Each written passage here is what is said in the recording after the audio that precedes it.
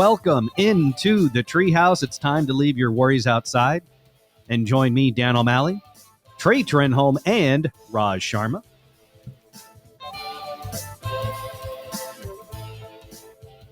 Before we get too deep into this, I want to make a quick mention of welcoming. I forgot to do it on the previous Friday episode. Our brand new client, brand new sponsor, brand new friends and pals here in the Treehouse, the Dallas Comedy Club.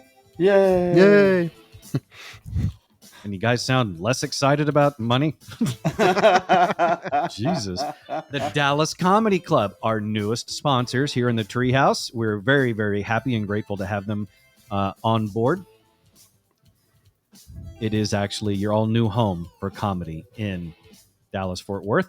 And speaking of that... And by the way, let me Trey. say something, because I went to the show where Raj was hosting a week and a half ago.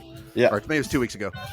They have a great patio. I mean, like their that patio's is killer. Yeah. they have a great bar and patio. Like it's not just a comedy club. It's a cool hangout spot. Yeah. Yeah, and then they have this to watch sports. Like they have this thing called the dugout, which is like this. It basically like garage doors that open up, and you have couches and chairs and stuff like that, and you can rent that out. And 2 years ago, for the Cowboys games, that's where I would go, and they would just let me use that back space, and I'd invite everybody. And full service restaurant, full service bar, like it's fantastic. So it's not just comedy; it's a lot of fun. We all hang out up there too, so that's always it's a very artist friendly venue.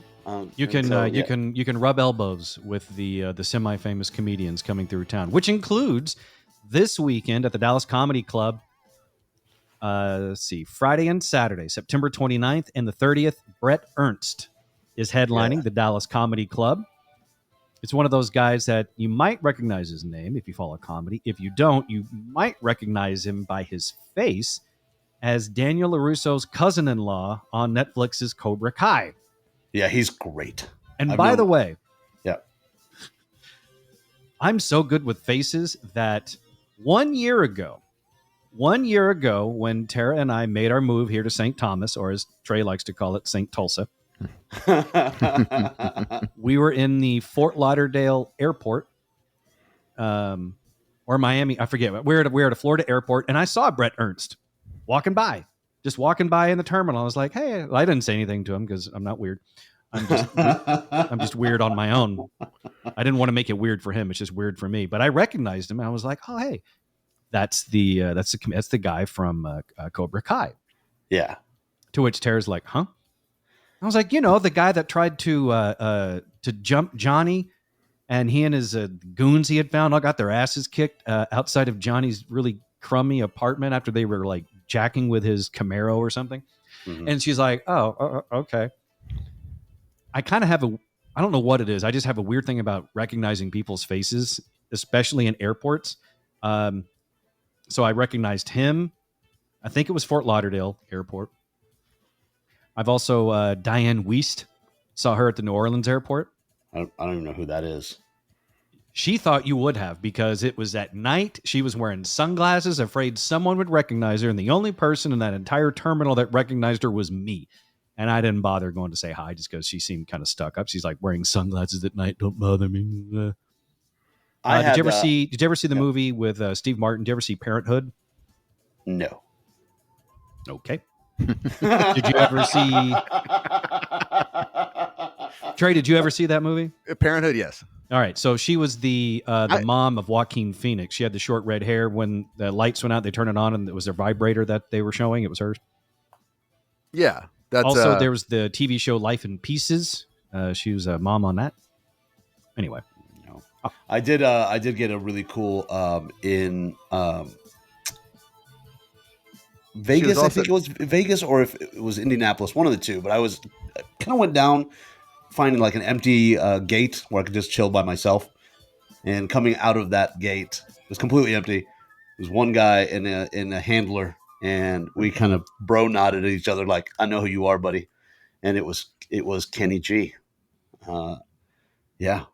It was amazing. We just he had the sax or whatever it is that he plays. I don't know what that's called, but he had it. Clarinet.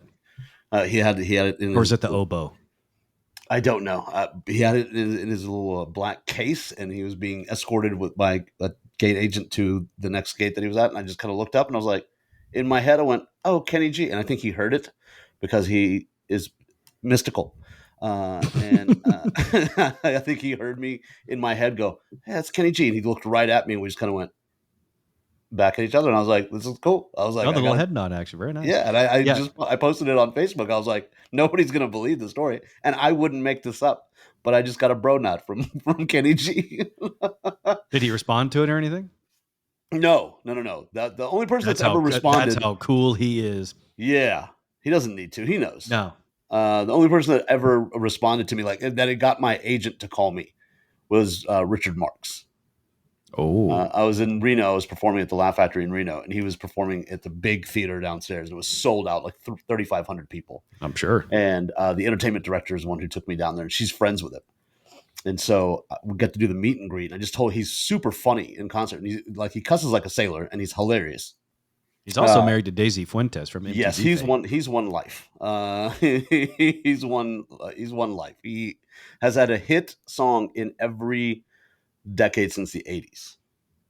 Even if it's something like he wrote songs for NSYNC and he wrote songs for a couple other people. But after the meet and greet, I just told him, I was like, "Man, you're super funny." I told him I was the comic from upstairs, and I told you musicians like want to be comics and comics want to be musicians. He flipped out. He was like, "That's so great. You really think I'm funny?" And he started following me on Twitter, and my agent, I'm coming up the escalators. It just happened.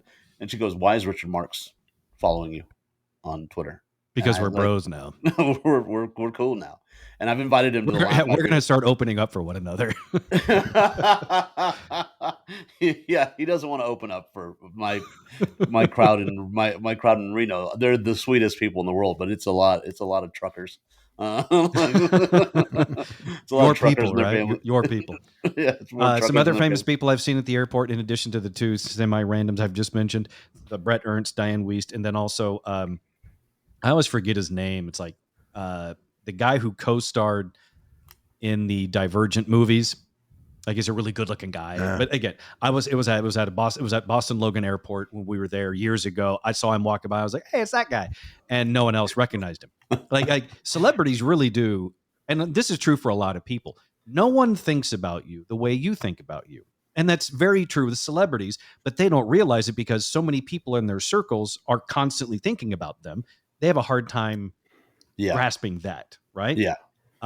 He didn't. He was walking through the airport, just normal dude. And I think, again, I was probably the only person that recognized him, so no one was bothering him. John Goodman, saw him twice. People recognized him because he's been in everything for so many years. Yeah. He has touched every demographic possible in some way, in a large way, no pun intended, to where he's going to be recognized by pretty much everybody. Now, had his weight shifted when you met him? Did you, like, the first time you saw him, he was big John Goodman, and this time he was both times I saw him, he was big John Goodman. And the reason why I saw him at the airport was the New Orleans airport twice. The reason why is because my mom was living there at the time, and they also had a restaurant at that New Orleans airport where you could smoke. And so I was sitting in there smoking. I just watched John Goodman just walk by. Oh, nice. Okay. Yeah. Anyway, that's my brushes with fame at the airport. Isn't it a great story? Should I tell them all again? Well, Diane Wiest. Raj, did you ever see The Birdcage? Yes. Okay, she was Gene Hackman's wife. She was the mom in Birdcage. Okay. Thank you, Trey. One of my all-time favorite movies. So that's such a great movie. That's one of those movies that every time I see something about it or hear something about it, it reminds me I need to watch that again. That's a great movie. Mm-hmm. Yeah, I also, when Dan mentions these movies, like the Divergent movies, there's those movies in my head that I'm like, who the F watches this movie? And now I know it's Dan. Like that. I am the reason that some movies have sequels. That should be your slogan on every social media profile. Yeah. I am the reason undeserving movies get a sequel. Yes, because I'll give almost any movie a chance, just for the hell of it. I love movies, and I'll give almost any movie a chance. Yeah, and just getting back to Brett Ernst, he's one of the kindest human beings in the world. He's super funny. He is the character that he plays on Cobra Kai is not a character. That is who he is. He talks about all the his stand up is brilliant. It's so personal about his life and him just being that guy. He's that Italian dude that you go. I wonder if he does the stereotypical. Yeah, that's Brett Ernst, and it's great. Go watch him. The shows will sell out. So for ticket info, go to dallas-comedyclub.com. Dallas-comedyclub.com. I think now they've gotten way more than their money's worth. So let's move on to important show-related things. Raj, did you not get the gray T-shirt memo about I the did show not. today? This is adorable. I can go change really quickly if need be. But this is too cute. I think it's at least once a week. You guys quote inadvertently match, which I don't believe. There's like every time it's the same thing. Well, we didn't know. Yes, we didn't. We don't plan these things. Look, for the very first football podcast, I had a Cowboys shirt on. Trey had a Longhorn shirt on. That's not totally related. It's not, to me, I don't think it's crazy to think, hey, we're going to start a football podcast. Let me wear like a logo thing with my favorite football team on it. Mm-hmm. And then as far as happening to wear this, a similarly colored T-shirt once a week, I don't know what to tell you. Maybe we just have the same terrible fashion sense. No, I mean, a gray T-shirt is always a good look. That's why I have 4 of them. I think that's the biggest thing is of my T-shirts. I have gray, black, navy blue for the most part. That's 3 colors, and I've got about 4 of each of them. And I actually, when I do my laundry, I stack them. I try to stack them color. So because I know I'm just going to grab the one on the top, so I try to mix in the colors. So I'm not wearing black 5 days in a row, but. See, I don't even care about that. It's like I didn't go full Mark Zuckerberg wearing, the zip-up hoodie every day, or the Steve Jobs where he wore the black turtleneck every day. I get their thinking in that, because their approach to wearing the same thing every day was, I have so many important decisions to make every single day. Wasting any time on what to wear that day should not be one of them. So I totally get that. And so I kind of took a little inspiration from that, and just like you, Trey, say, okay, I got 3 colors of T-shirts, and I just kind of rotate them. Yeah, and those colors go with almost anything. Do you really? I've wondered this, because that to me that all started with Albert Einstein. He had the same outfit, and I just wonder now, like with Jobs. Okay, maybe I'll give it to him. Zuckerberg, I'm not sure about. Are they just trying to say, oh yeah, we have the same traits as Albert Einstein. Look how smart we are. Is it a look at me thing, or is that something they really do? That's actually a great question. Are they just trying to associate themselves with that greatness, or genius? Can they be great on their own? I think at this point in both of their careers, they're up there as far as success is concerned. Oh, I think Jobs was that quirky and that committed to his work that I believe that. Like I said, Zuckerberg, I don't know. I don't know that I think he's the genius of Steve Jobs. To me, I think Zuckerberg just wanted to wear a hoodie everywhere just to be an a-hole, where everyone else was wearing suits. I think when Steve Jobs was sent down from the mothership, they gave him the one human outfit, and they said you get one skin and one outfit, don't ruin it. Yes, and so he wore that every day because the other aliens would not give him more clothes. That's what it is. And then when he quote died, when he went back as a giant ball of light into the sky, he got to, I'm sure, get to put on his alien clothes now. Well, when he was going up into the sky as the giant ball of light, was he still wearing the turtleneck, or had that been shed? He shed his one outfit and the body that they gave him. See, I don't see. All I see him doing is not shedding the outfit. I just see it going from black to white as he is. Oh, it's like it's kind of like he's Gandalf. He goes from gray to white. Exactly. If you watch Bill Burr talk about Steve Jobs, it's like he's great. He's like he was just an a-hole that just gave other nerds work. That's basically what it was. It's like, hey, see this little thing? I want every song I ever listened to in here. I don't know how you do it, but by the end of the day, I want to be able to listen to every song in here. And they're like, all right, he said so we got to do it. But yeah, like Barack That's Obama what I would like to point out. This is where I would be. Let me rephrase. I can relate to that, because there are times where I feel like I've got good ideas, but I don't have anywhere near the technical know-how to achieve some of these ideas. So I totally get a Steve Jobs type. It's like, okay, like you just said, Raj. I would have no idea how to do the what's-its and the widgets and the thing, but I know I want the thing. Yeah. So let me get some people that can get me the thing. Well, and you got to give, of all the people, Steve Jobs, you have, think about it. 25 years ago, Apple stock was $1. Yes. And because he had left and it was in disarray, he comes back and it's now, I mean, I think their market cap is over $1 trillion. Yeah. Yeah. I mean, it's just, he had to go back and recharge, plug in to the mothership and then come back. It's not, is that what happened? Yeah. It's, he had to get a firmware update. I wonder if nice to know it's not just us that have to do the update. He's the original iOS. Yeah. I wonder if he has to agree to his terms and services. But Barack Obama did the same thing. The only thing that he had different was his ties. So he's either a blue tie or a red tie. That was the only difference. I think that was what Trump did once he started running for office. He would it was mostly a red tie, and then on occasion he would switch to a blue, but it was usually a patriotic color of sorts. He never went to a white tie though. No, and then the one time Barack Obama put a tan suit on, the Fox News melted down. So they had to go back to the plan. like he couldn't wear anything spring-like ever. So that's why I'm convinced now. Like every shirt you see, every picture you see of him on vacation, he's shirtless because he's like, if a tan suit melted him down, wait till I have no shirt on. But yeah, I would do that. Wait until they see these nipples. I would do that. I would have no problem going. I can wear a black t-shirt and jeans, blue jeans, the exact same outfit every single day. I have no problem with that. It's that every girl I've ever dated is like, why do you have so many black t-shirts? I'm like, it's just easy. Like I don't have to worry about it. And they're like, well, you look so nice in orange. And I'm like, well, then buy me something orange. And so that's the only reason other stuff happens.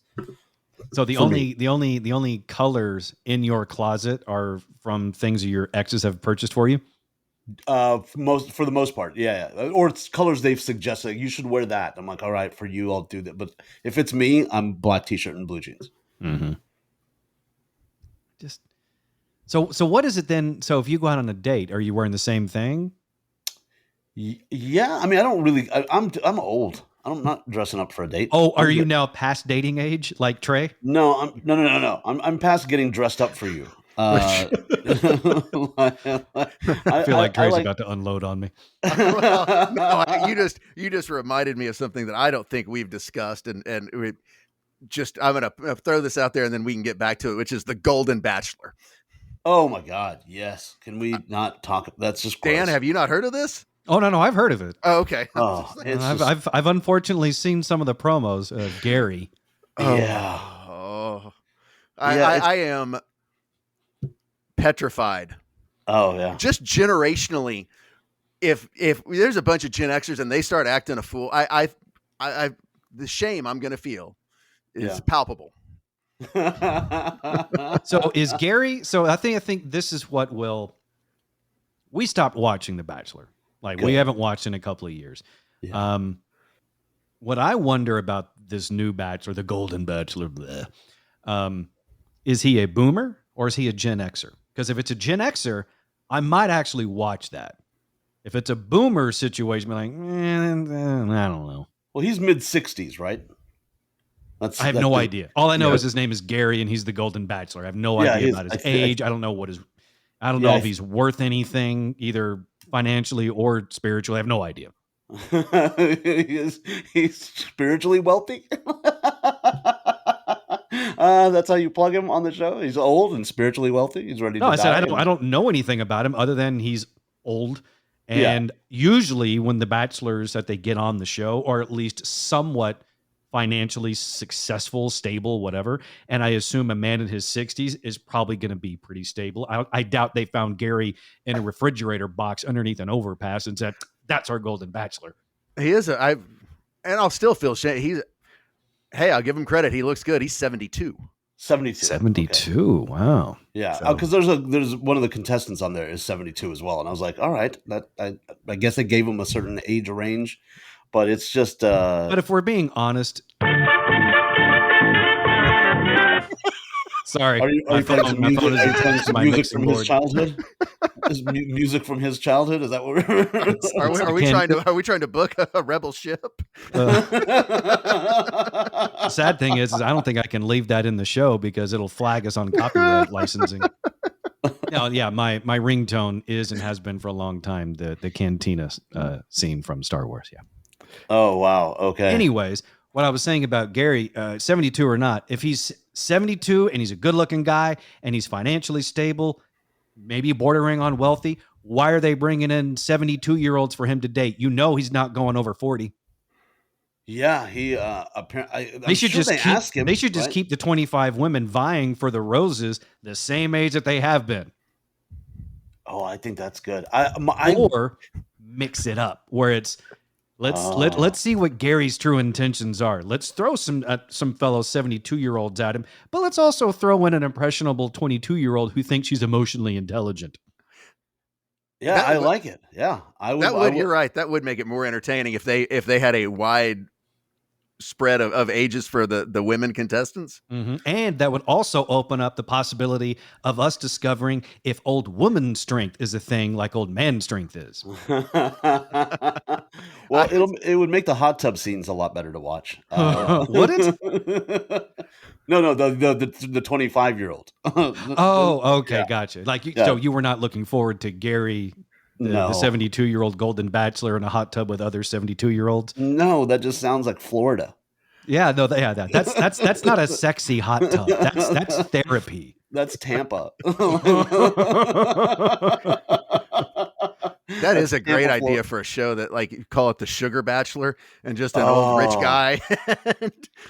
You want to talk about copyright this? Copyright this. They will steal this idea. I promise you. I know how that. Let Rupert Murdoch do it. He just stepped down from his position. He's got a bunch of free time on his hands and a lot of money. So there are options out there.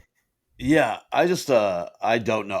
When I saw the preview for Golden Bachelor, my first thought was just gross. Nobody needs to watch your grandparents boning. Nobody needs to see this. See, you say that, but one of these days, hopefully, we will all make it to that age. No. And if things are what they are and you guys are still single, then I'm not going to be opposed to you finding love. I don't know if Trey's going to find the crazy woman of his dreams in a fellow 72-year-old as much as he would in a 24-year-old. I don't know. But I can definitely find the crazy of my dreams on a reality show, though. Yes. But I mean, it also depends, maybe his definition of crazy will change from like emotionally crazy to clinically. That's also a good point. I wonder how Trey's crazy tastes will evolve through the years. It's first he just he liked girls with daddy issues. Now schizophrenics. So You're probably right. I would probably lead more towards clinical because at least there's a pill that can probably take the edge off. Yeah. And then when it's sex time, you withhold the medicine and then let's go. Yeah. And Trey just wonders is she going to say hold me down with my colostomy bag?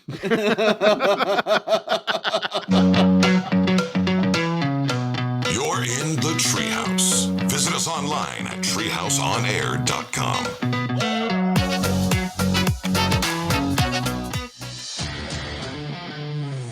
You're in the Treehouse. Visit us online at treehouseonair.com. This segment of the Treehouse is brought to you by Cook DFW Roofing and Restoration. Their phone number, 833-COOK-DFW. Give them a call for your free roof inspection. That's 833-COOK-DFW or cookdfw.com for Cook DFW Roofing and Restoration. Trey, I thought you said you had to go pee. I did. Wow, that is impressive. That was the world's fastest pee. Did you dribble on the way to the bathroom? No. Yeah. Or you just started before you got to the bathroom, so it would be faster that way? Well, no, but I had to go and so there wasn't a lot of lag time in between, once I got to the toilet of, things starting, to work. And Okay, well, so I was in a hurry. I pushed hard, washed Jesus. my hands and came back. Do you have like a valve yeah. on there that you so it just opens and it just all just gets unleashed and then you close it back and come back? Because even if I have to pee really bad, I'm still standing there for a good 2 or 3 seconds before it really, gets going. I don't know. I had to go. So I felt like it was, the valve had pressure. I just needed to, open it up. And once I did it. Yeah. Everything. That's just, and I'm sure you take, that, and that says you're healthy. That says you have a healthy bladder and a prostate. And I'm sure healthy you take prostate. That's the, and I'm sure you take some medication at your age. I'm sure you take some medication for that. And so I do not. Trey's prostate is all natural. Thank you very much. He doesn't need medical assistance in that arena. Is that what you actually, I take that back. Oh, is technically I have been taking an enlarged prostate drug for 25 years. Wow. Because in anticipation of possibly a large prostate.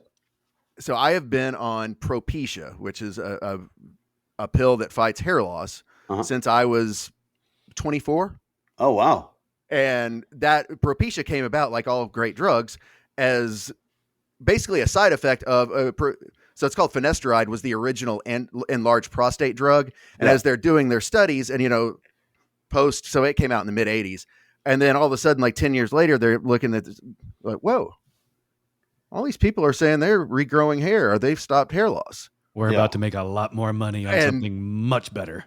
Think about so here's, and it was Dr. Fettner who was like, hey, because Propecia is basically, it used to be about $100 a month. Okay. Just finasteride, which it goes under the name Proscar, is what the original drug was called. It's like $5 for 90 pills.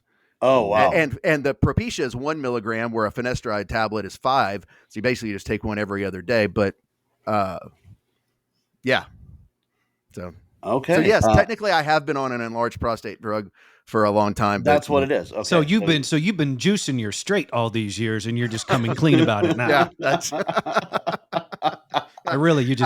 You think you know somebody and just. I know, it's like Viagra was for it was heart high blood pressure. PED. Yeah. Oh, Trey just tickled himself. Yeah. It's just so much fun to watch. Yeah, but Viagra was for high blood pressure, and they were like, "Hey, what's going on with Jim? His blood pressure's low, but check that out." And once again, that's when not the light bulb, but the money symbol goes off over their head, and they're like, "Oh, we're about to be really rich." Oh yeah. Oh, the doctor that actually discovered that, like, there's some really exclusive spot outside on an island outside of Miami, and he owns like half of it. Oh wow, that's impressive. Yeah. Yeah. I mean, that's going to solve, and it's easy, and that's why it's in the commercial. It says, it may cause a drop in blood pressure, because that's what it was designed for. And then that's just an easier market to sell to. So it's also a more fun one. Yeah. That's, I did not know that about Propecia was for enlarged prostate. So that's what that's the secret behind your 4.5 second pee. Yes, you're doing some work in there. I have a 20-something prostate. Are you using that on women? You say, you know what? Yeah, I might be 49, but my prostate, that's 20. No, I think that's an over 50 brag. So if you ever get named the new Golden Bachelor, that's your angle. Next year when I get my ARP card, then I'll throw that out. You can actually get your AARP card now. They have taken away the age restriction. They have? They have removed the age restriction. But I thought, like, if you get it below 50, there's certain benefits you don't get up until, I don't know. To me, that is going to be the milestone of hitting 50 is getting my ARP card. So and getting, Wow. and then I am going to, like, go play golf. I'm like, yes, can I have the senior discount? Yeah, my dad used to use I can't even make this up. His senior discount at Taco Bell. Yep. That's the correct response when it's not your dad. Because I would go with him and he's like, I'll take my senior discount, please. And I'm like, we're at Taco Bell. We could buy this place with a 20. You understand that, right? Like we could be the owners of this establishment with the $20 bill. like, we're good. We don't need to do that. And then it used to be, and I'm not, again, can't make it up. I think it was like 15% off. So he looked at me one day and goes, I just saved 36 cents. And I was like, what are you going to do with that? And just Indian logic, he goes, 64 more cents is $1. And I go, and then you can buy a burrito. I don't know. And that's what probably makes me laugh more than anything is that's back in the day when Taco Bell was cheap. Yeah. Yeah. And that was his favorite place to go because it was so cheap. That's what he would brag about. And then he got to that age where he's like, I'm going to use, and then they switched it. And this was a good deal, I think. You would get for the senior discount, instead of getting the 15% off or whatever it was, they just gave you a free small drink. Oh. And man alive, was that man, every sip he took out of that small cup. He was the happiest. You would have thought there was 18-year-old scotch in that cup. Just the joy knowing that Diet Pepsi was free. Did he dine in so he could get a refill and get his money's worth, like fully? No, he would go. The only reason he would go, he would you kind of right. He would fill it up, drink it, and then refill it before he went out. But he would go inside so he could. The reason they stopped putting the sauce packets outside for like 5 years had to be my dad, because he brought sauce for the house. So he would get It's kind of like me sometimes at Chipotle when I go in and you know how that people will say glass half empty, half full. With the Chipotle Tabasco, the actual Chipotle Tabasco, not the regular, but the Chipotle Tabasco. When you go into Chipotle, the restaurant, if it's below the halfway line, then that goes home with me. All right. My mom at the Taco Bueno, they have the free salsa bar. Oh my! It was just so embarrassing. It was just you'd have one bean burrito and 16 cups of salsa, 16 little plastic. I mean, the pico de gallo, jalapenos, diced onion, all of it. And I'm like, why? Because it's free. I'm like, I understand that. I get it. I understand the appeal of free. I enjoy that too. Mm-hmm. What are you going to do with it? And I was the one I would come home on the weekends to see them and have lunch or whatever. And then I'm the one throwing it all away because it's just been sitting in the fridge. And she would try to pitch it to you. Like, do you want some onions with that? I'm like, it's cake. I don't need onions with cake. We have some diced onions. No, Taco Bueno had diced onions. You went and got a burrito, like literally one. And then 16 cups of the salsa. And then the sauce packets, we had a drawer. Every Indian family has a sauce drawer. There's a Taco Bell hot sauce drawer in every Indian person's house. And that's why they stopped, that's why they stopped putting, and that's why they ask you now, here, it's a new thing. They ask you at Taco Bell how many sauce packets you want. They don't just like, hey, can I have some hot sauce? They just throw a handful in there. Yeah. They'll ask you now. And it's because of Indian people. So if you want to know why, it is fact. It is and not just Indian people in general, but your family specifically. 100%. And then that's why you have like, you used to stop. It was just mild and hot. It was mild, medium, hot. And that's where it stopped. And then Indians started going, we like this place. And they're like, oh, okay, how's fire sound? Okay, that's good. And then that wasn't hot enough. And they're like, how does the devil's name in Spanish sound? And they're like, Diablo sounds great. I'm like, now I think there's one above Diablo now. It's like, it's just because of Indian people going, it's not hot enough. Like, that's the only reason. Like, there's no reason for a sauce that hot anywhere. Real quick, just to some show stuff real quick, just to peel the curtain back briefly. Roz, did you ever find your ring light? The only reason I bring it up is because Trey and I look fairly normal, kind of bright, and I don't know if it's because you're wearing a hat. Did you find your ring light? Yeah, my ring light's on. It was under some pillows. Your ring light was under some pillows. Yes. Why? Trey, you think the same thing I am? Yeah. What were you filming? Why do you have a ring light in your bed, Raj? It's not. It was on my. There's pillows on other places than your bed.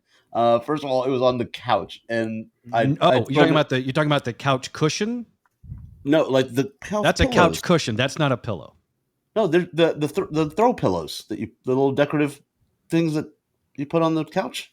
Trey, do you have throw pillows on your couch? I do not. See, that right there is a man. A man does not have throw pillows on his couch. You just have the couch. I get manicures and don't like sticky stuff on my hands. What about you? What about me? Screams man. I'm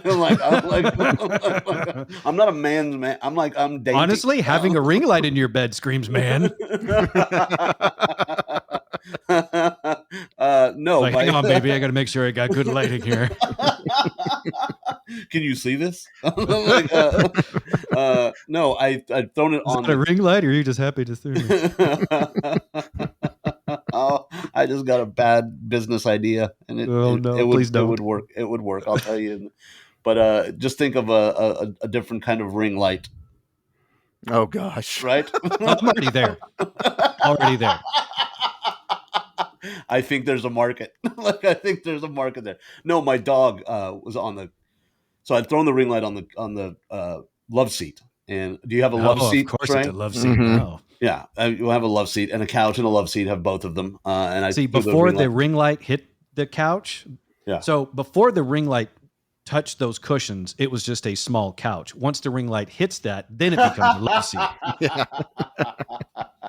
And he's my dog wasn't feeling well, so he moved all the pillows down and went to sleep. And I was like, I'm positive I put that ring light somewhere. And then he kind of got up to get some water or whatever. And then I looked under there. I was like, there it is. And so I found it. Yes. So you got a sick pupper? I did. He's good now. He's what was wrong? Bad gut. He'd gotten into some chicken that was in the trash. Was that some of your roadside Indian chicken that you had a couple months ago that he got into? That would make sense. No, I think it was just like leftover. Like I just had some leftover chicken and rice that I'd thrown. And he's a big boy. He's beautiful. His name is Sweet Boy Sam because he's a sweet boy and he's wonderful and he's just the sweetest dog.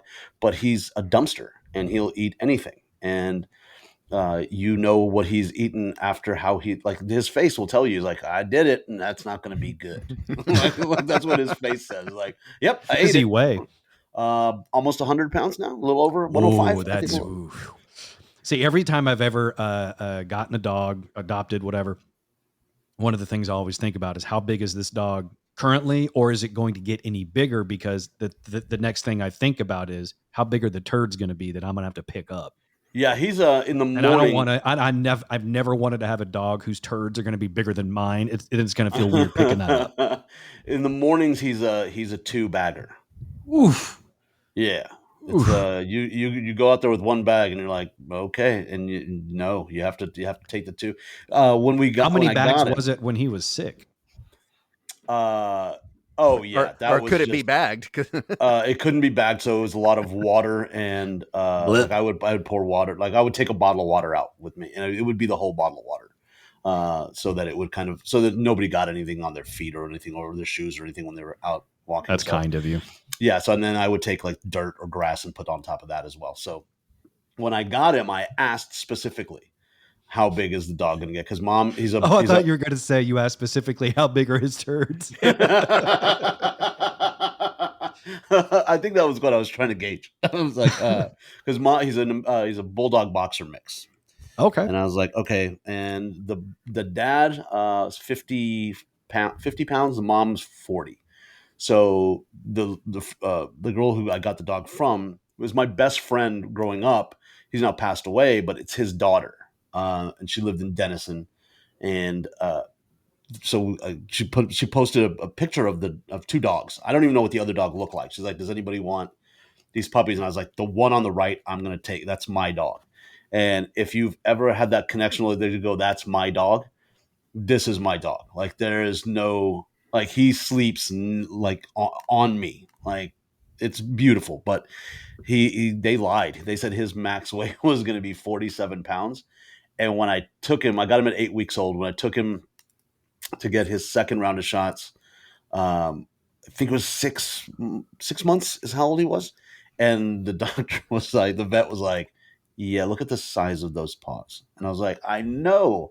Really hope he grows into him. He's like, do you? I was like, yeah, because he's kind of a goofy, clumsy. And he got to that weird, like, lanky phase. Mm-hmm. And then he just started eating everything. And I was like, oh, man. The doctor was like, there's no way they lied to you. Like, they basically, if they would have told you he's going to be a 100-pound dog, they might have been scared that you wouldn't take it. So you have the 100-pound dog. What's his name again? Sweet Boy Sam. So you have Sweet Boy Sam, 100-pound dog that you adopted, Mm-hmm. and he got sick, but he's fine now, right? He's good now. We got Okay. solid poops. Was he like sphinxing when he was sick? He wasn't vomiting. He did vomit once. And that was when I was like, oh, I know that I ate that. I know what that is. It was chicken and rice because there was carrots and peas in the throw up, and then everything else was out the other side. So yeah. And well, actually, Trey, thank you for bringing up the sphinxing it thing, because when I was going back through previous episodes, I didn't realize this, but on Spotify, people can actually comment on certain things on the podcast itself. So the episode where we talked about sphinxing it, when you, Raj, got food poisoning, sphinxing it is when you get food poisoning and you have to, what you do is when you can no longer make the decision if you want to sit on the toilet and do both at the same time, what you do then is you get in the tub and you do both at the same time without any concerns. You just let it all happen, and then you just rinse out the tub. Yeah. That's sphinxing, because you're in that position like the Sphinx. Yes. But someone had posted, you guys need to know about gargoyling. So this guy had said what he does is called the gargoyle. Okay. I think I wrote it down. Hang on, so I can find this. Where did I put it? Shits off of skyscrapers? What is he doing? kind of. That's just what he does is he gets into the gargoyle position with his feet and squats on top of the toilet. Yeah. And then he grabs a bucket and puts it in front of him and just holds his mouth open scarily. So that was what he says he does. That's the gargoyle versus the Sphinx. Yeah. And the guy was like, oh, I'm sure there are others, because whenever someone has food poisoning, they're going to come up with their own styles. It's sort of like a martial art. It's sort of like Kung Fu. Someone has tiger style, someone has gargoyle style, and food poisoning, Kung Fu, whatever. But I think there would be some other ones that would also make sense. The Game of Thrones. I looked this up online. These are all 100% real. There's the Game of Thrones, also known as the Khaleesi. That's where you just bend the knee in front of the toilet. Oh, gotcha. Okay. There's also the 50 Cent. That's where you get food poisoning in the club, but you don't leave. You just stay in the club and let it happen. There's also the Bon Scott. That's where you just lie on your back and choke on your own vomit. The Tub Girl.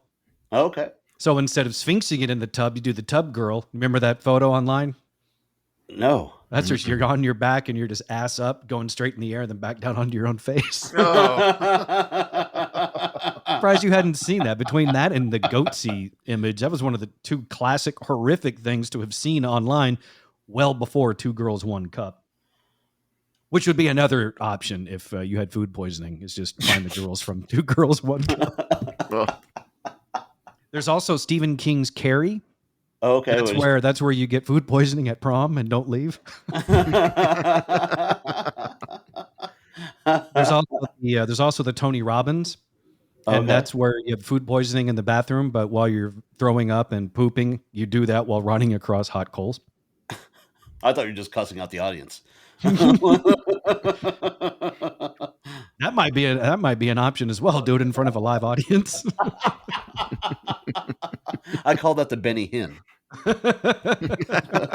So you do it in front of a live audience while screaming, Jesus. That would actually be perfect. If you want to prove yourself as a real evangelist, grab someone from that audience that is currently experiencing food poisoning. Yes. And you heal them right then and there on that stage, no matter what muck comes out of them. If you can heal them right then and there, you are set for life. Better off than Copeland. I would buy into that ministry. I'm like, did you see what he did? He made it solid.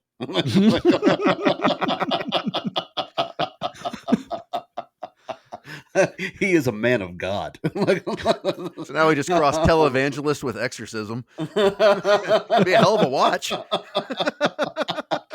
Yeah, now that's a church I would go to. Yeah, the Church of Texorcism. I'd buy tickets to that. I would do. Not front row, but It's only church with a splash zone. and Gallagher's the minister.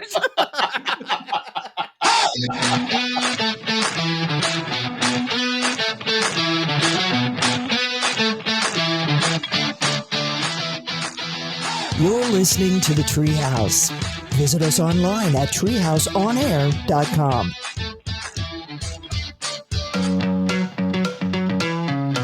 You're in the Treehouse. Visit us online at treehouseonair.com.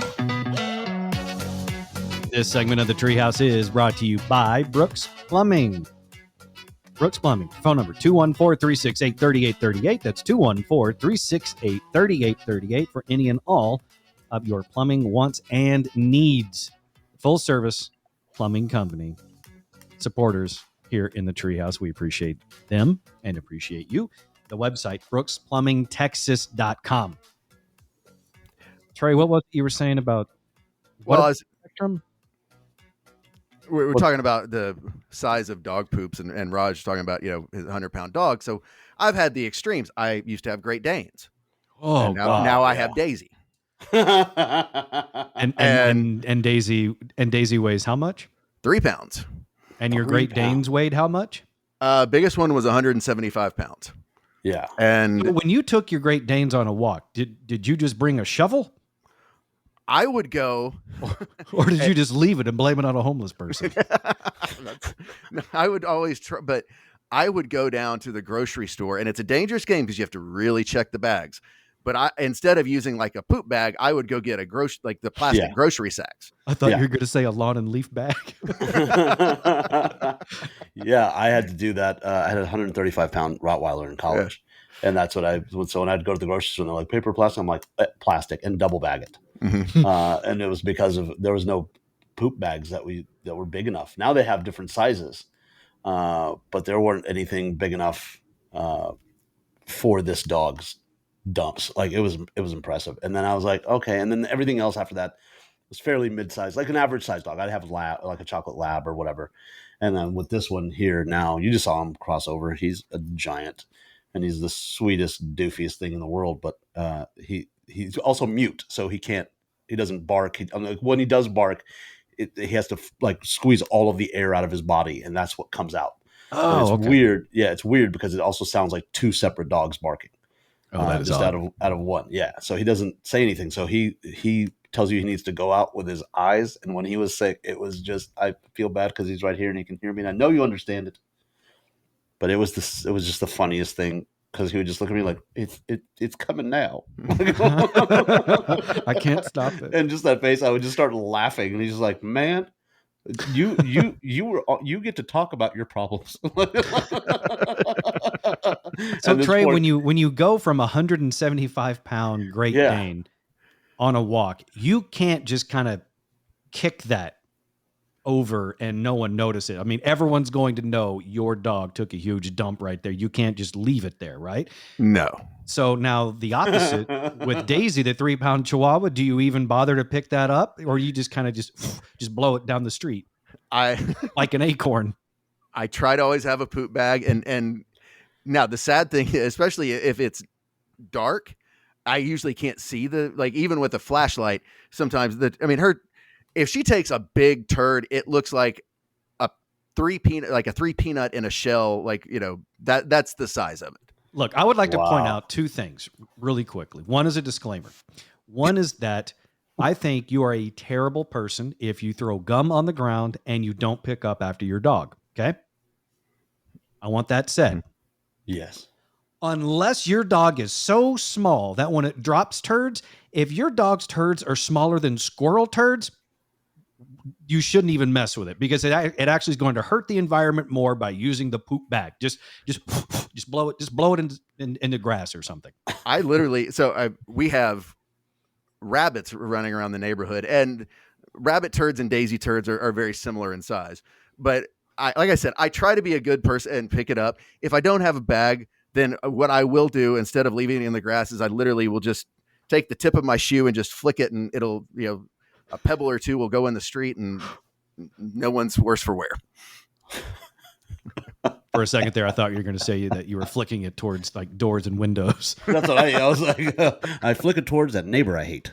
Well, and to be fair, because Daisy is so small that when you're walking her, Trey, I mean, some people probably have to do a double take thinking that you're walking a rat. Yeah. Oh yeah. Daisy always turns heads, just if nothing else, just as small as she is. I mean, and she got those big ears and looks like a little like gremlin walking down the street. And honestly, she is so cute because when a dog is that tiny, it really could walk over and poop right in the middle of someone's breakfast, and someone's going to go, "Oh." If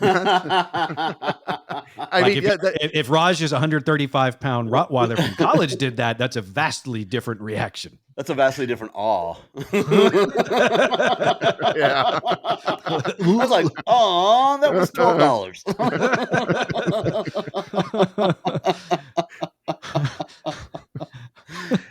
Yeah, it's It really will put anything on avocado toast. That's so gross. I don't know what we're talking about. Yeah, but it's I can't imagine. That's a weird thing to go from like Great Danes to something that. But I get it. Small. If I had a 175-pound Great Dane that I had to pick up after, you're damn right. If I get another dog, it's going to be so small that the turd, you won't even be able to tell. You won't even be able to see the turd. Yeah, the dog doesn't poop. No, it literally, even her turds are adorable. And that's, but I never thought I would have a small dog now, because there is a convenience factor. I mean, she's wonderful. She's sweet. She's the best dog, but it also, like, I just throw down a pee pad and, she's good. Cause like I said, like her peas, I mean, they might make a puddle, if she really has to go like the size of a donut, and her turds are, like I said, they're cute. Yeah. So like one puppy pad is like 2 acres of land for that dog. Exactly. I would like to point out though, Trey, that the last person on this show that just let the dogs use the pee pads like crazy didn't end up so well. I walk her at least 3 times a day, but I also sometimes work 10, 12-hour shifts. So I do have to have, I actually, when I get home, I use the washable one. So then I throw pee pads in the washer. There's not, hallways, because I was in his house many times where, there were literally dog turds everywhere. So no, that's not happening. That's so speaking of adoption of animals, have any of y'all seen this deal with Dallas Animal Services finding a 200-pound tortoise and no one has come forward to claim it? Okay. No. I somehow missed that in my show prep. Oh my God. It's been all over social media. So many people have been. Dallas Animal Services found it, or someone brought it in? What I read is it said like they found it. Like someone called and go, "Hey, there's a prehistoric beast walking down the street." Dallas Animal Services promptly says, "We don't have Triceratops catchers here."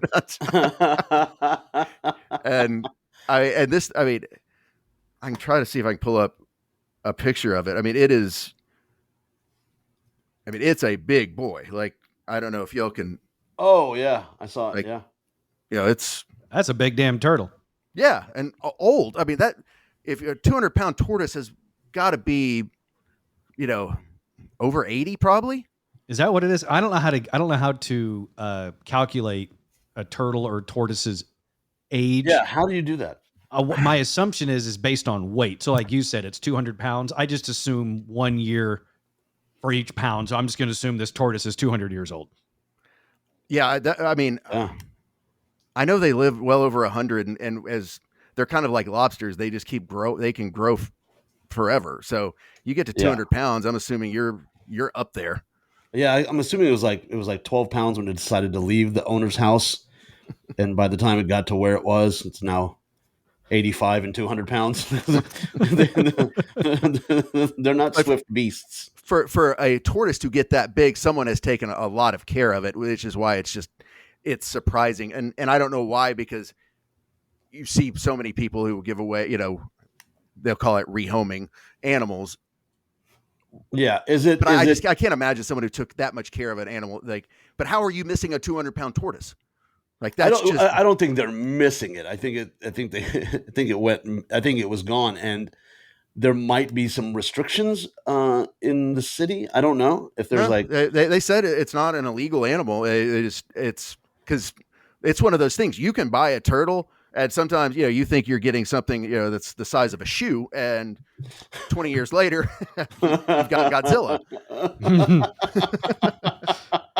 And that's why you adopt, don't shop. Because you have no idea what Petland is selling you. You think it's a gecko, but then it ends up being Mecha Godzilla. This doesn't fit. I found a story for it, or I found it on I think it was Facebook. Animal Services, Dallas Animal Services is still looking for the owner of the very friendly tortoise. Animal Services employees rescued the tortoise, which they named Wendell. Yeah. After he apparently dug out of wherever his owner kept him and wandered into an unsuspecting person's backyard. Oh, wow. Well, I guess they're fortunate it was very friendly. Yeah. My thing is, like, how many 200-pound tortoises do you have that one goes missing and you don't notice it? I'm still wondering how it is we haven't found that goddamn cobra.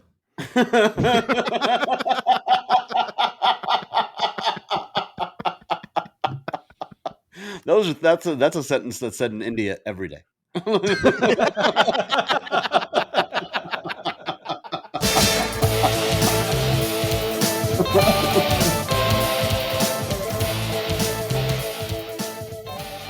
Be sure to follow all things Treehouse at treehouseonair.com. Social media at Treehouse On Air. For me, it's at the Dan O'Malley. For Trey, at Trey Turnholm1. And for Raj, it is at Comedian Raj.